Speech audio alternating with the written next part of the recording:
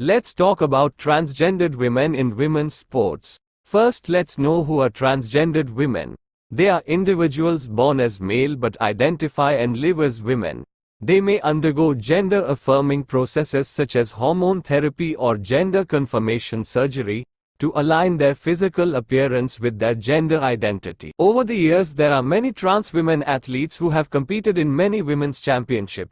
From the Olympics medal to the national championship they have won, like Laurel Hubbard, who was the first trans woman to participate in the 2020 Summer Olympics in Tokyo.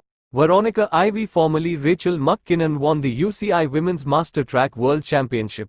Leah Thomas, first openly transgendered athlete to win an NCAA division. And there are many more athletes who are trans and have won the women's championship. But is it fair for the women athletes to compete against the trans athletes? Recently, regarding the issue of allowing trans women into women's sports, World Athletic Association banned transgendered women from competing in elite female competition. But why? Let's dive into this. Because if you transition after puberty, you have advantages that are irreversible, and also stated that they have to have started transitioning around the age of 12.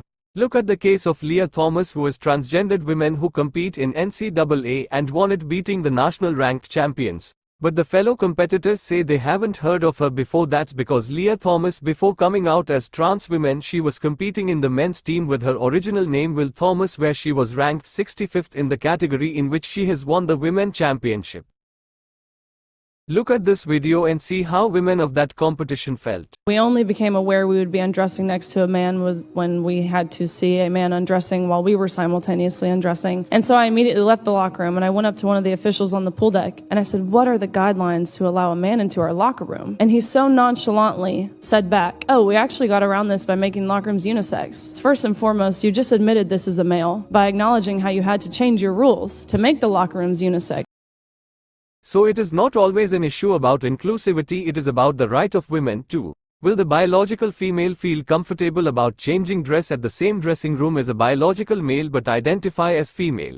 Is it justified to say no, he is not a man, he is a woman? Now many women athletes are raising their voice and many of them have been very vocal about this issue. One of them is Riley Gaines, who compete against Leah Thomas in the NCAA.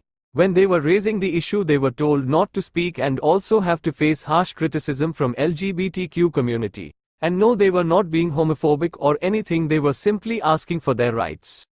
Now that this issue has been addressed by many tournament organizers and they are banning trans women from women's sports, but if they want to compete there is a guidelines for that. Trans women are not totally banned from competing, they are just banned from the women category. And research will be conducted as there are many things to be discovered regarding this issue, said the various associations who banned trans women. With this, thank you for watching my video.